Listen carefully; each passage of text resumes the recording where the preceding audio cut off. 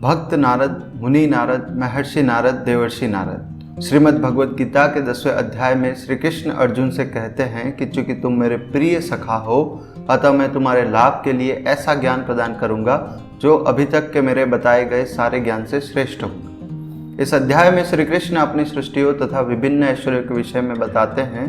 अपने मुख्य वैभव युक्त रूपों का वर्णन करते हुए वे कहते हैं कि मैं आदित्यों में विष्णु, प्रकाशों में तेजस्वी सूर्य, मरुतों में मरीचि तथा नक्षत्रों में चंद्रमा हूँ। वह कहते हैं मैं वेदों में साम वेद हूँ, देवों में राजा इंद्र, इंद्रियों में मन, समस्त रुद्रों में शिव, यक्षों तथा राक्षसों में कुबेर, पशुओं में अग्नि, पर्वतों में मेरु, सेना नायकों में कार्तिकेय एवं जलाशयों में समुद्र हूँ। अपने ऐश्वर्य एवं रूपों का वर्णन करते हुए वे आगे कहते हैं देवर्षि नाम च नारद, अर्थात देवर्षियों में मैं नारद हूँ। मित्रों, आज जब हम फिल्मों एवं धारावाहिकों से आम बोलचाल में भी नारद मुनि के नाम को उपहास, लड़ाई झगड़ा करने वाले तथा दूसरों के जीवन में असंतुलन पैदा करने वाले चरित्र के साथ जोड़ते हैं, तब हमें विचार करना चाहिए कि क्या नारद मुनि का चरित्र वही है जो हमें दिखाया जाता है। यदि ऐसा ही है तो फिर श्री कृष्ण क्यों स्वयं के वर्णन में नारद जी का उल्लेख कर रहे हैं।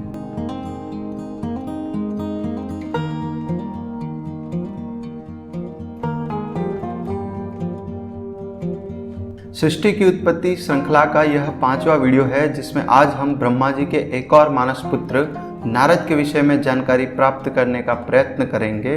पुराणों में उल्लेख मिलता है कि सृष्टि की उत्पत्ति के समय सनकादि ऋषियों की भांति ही नारद मुनि ने भी मैथुनी सृष्टि में रुचि नहीं दिखाई। नारद मुनि ने नारायण की भक्ति का मार्ग चुना, इसलिए वे भगवान विष्णु के अनन्य भक्त कहे गए। सनातन ग्रंथों में भगवान विष्णु के कुल 24 अवतारों का वर्णन मिलता है। इन अवतारों में से देवर्षि नारद को भगवान विष्णु का तीसरा अवतार माना जाता है। उन्होंने कठोर तपस्या से ज्ञान अर्जित कर भगवान को प्रसन्न किया एवं महर्षि की उपाधि प्राप्त की।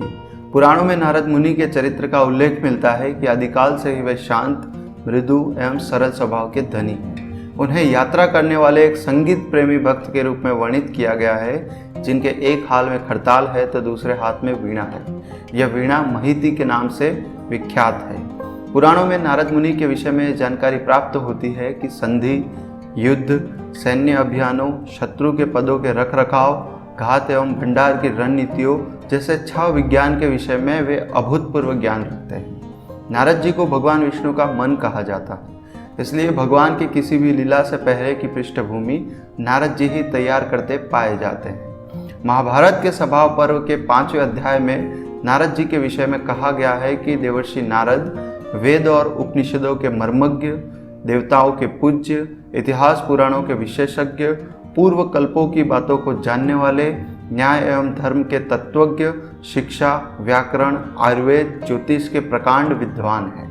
वे संगीत विशारद, प्रभावशाली वक्ता, मेधावी, नीतिज्ञ, कवि महापंडित, बृहस्पति जैसे महाविद्वानों की शंकाओं का समाधान करने वाले, धर्म, अर्थ, काम, मोक्ष के यथार्थ ज्ञाता, योग बल से समस्त लोगों के समाचार जान सकने में समर्थ हैं।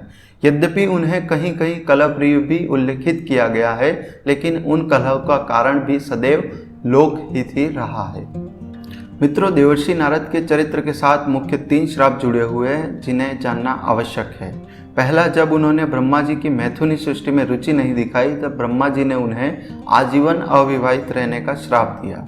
दूसरा, सृष्टि की उत्पत्ति श्रृंखला के पहले वीडियो में हमने बताया था कि प्रजापति दक्ष ने दूसरा विवाह वीरण प्रजापति की पुत्री वीणी से किया था, जिन्हें आसक्ति एवं पांचजनी के नाम से भी जाना जाता है।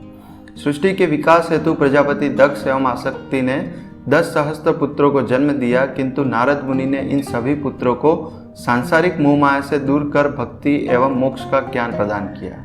इस कारण इनमें से किसी ने भी दक्ष के राजपाट में रुचि नहीं दिखाई।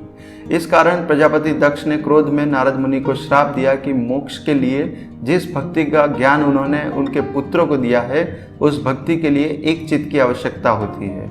किंतु अब से सदा ही नारद मुनि इधर उधर भटकते रहेंगे, एक स्थान पर अधिक समय तक नहीं टिक पाएंगे और वे भक्ति हेतु एक चित्त से सदैव ही वंचित रहेंगे।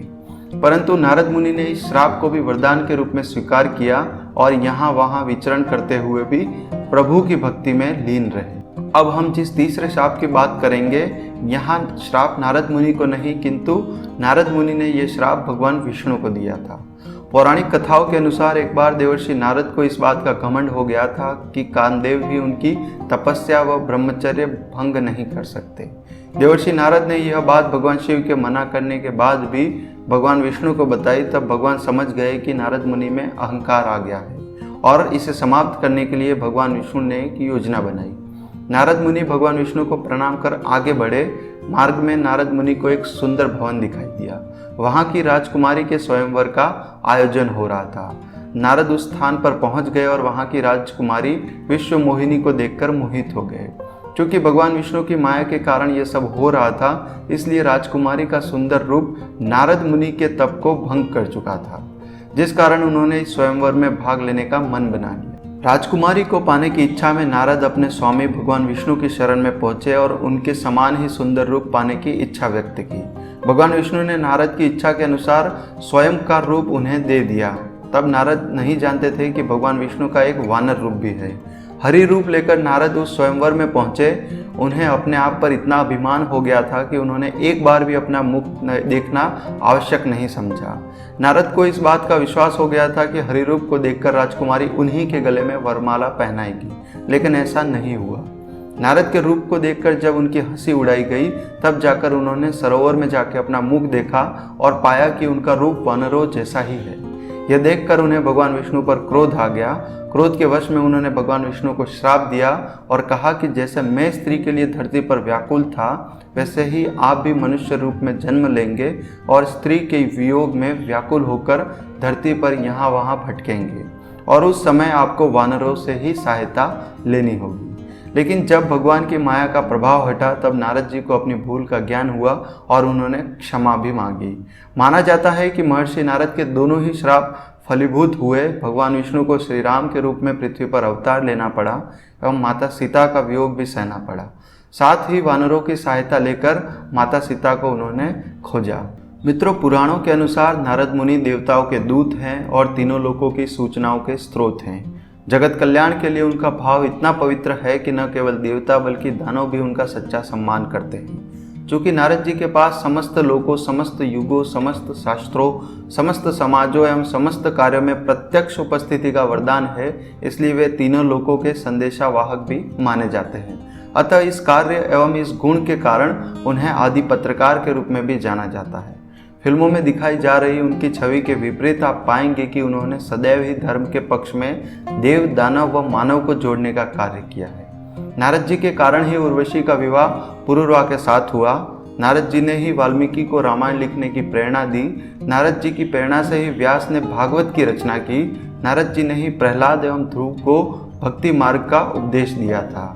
इसके अतिरिक्त एक समय देवर्षि नारद ने भगवान से पूछा कि आप कहाँ निवास करते हैं। तब भगवान ने कहा कि मेरे भक्त जहाँ मेरी भक्ति करते हैं, मैं वहीं निवास करता हूँ। इसके बाद नारद ने भगवान की भक्ति आरंभ की और अनुभव किया कि भगवान भक्त के प्रेम के वशीभूत हैं। इसलिए उनको पाने के लिए भक्ति का मार्ग ही उचित और सर्वश्रेष्ठ है। इसी विषय पर उन्होंने 84 सूत्रों की रचना की। इन सूत्रों ने बाद में ग्रंथ का स्वरूप लिया, जिन्हें आज हम नारद भक्ति सूत्र के नाम से जानते हैं। इसके अतिरिक्त 18 पुराणों में नारद पुराण का एक महत्वपूर्ण स्थान है। सनकादि ऋषियों ने जो कथन नारद मुनि को किया था, उसका निचोड़ इस पुराण में मिलता है। मित्रों, आपको बता दूं कि वैष्णव संप्रदाय में मानने वाले बहुत से समूहों में नारद गोत्र भी पाया जाता है। इसके अतिरिक्त प्रतिवर्ष विक्रम संवत तिथि के अनुसार ज्येष्ठ माह की कृष्ण पक्ष की प्रतिपदा को नारद जयंती भी मनाई जाती है। वर्तमान में देवर्षि नारद के प्रमुख मंदिरों में चिगातेरी कर्नाटक का मंदिर सबसे प्रमुख है। माना जाता है कि हर युग में भक्ति को जगाए रखने एवं भक्ति का विस्तार करने का कार्य नारद मुनि का है। वे नाना प्रकार से हर युग में अपने भक्तों की सहायता करते रहते हैं। आप पाएंगे कि नारद जी का व्यक्तित्व हमें ज्ञान अर्जित करने, प्रभु भक्ति की सुगंध को प्रसारित करने एवं दुखों से भरे जीवन में भी आनंद लेने की प्रेरणा देता है। वर्तमान चलचित्रों में एक अभिनेता, एक अभिनेत्री, एक खलनायक के साथ साथ एक विदूषक की भी सामान्य आवश्यकता होती है, ताकि उस चलचित्र को मनोरंजन के दृष्टिकोण से मंडी में उतारा जा सके। जब धार्मिक चलचित्रों की शुरुआत हुई, तब इससे जुड़े लोगों ने नारद मुनि को विदूषक के चरित्र में दिखाना शुरू कर दिया और प्रथा चलती रही। आज यह स्थिति है कि नारद मुनि की छवि को तो नकारात्मक रूप में भी दिखाया जा रहा है, किंतु हमें ये जानना आवश्यक है कि चलचित्रों में दिखाई जा रही देवर्षि नारद की छवि वास्तविकता से कोसों दूर है।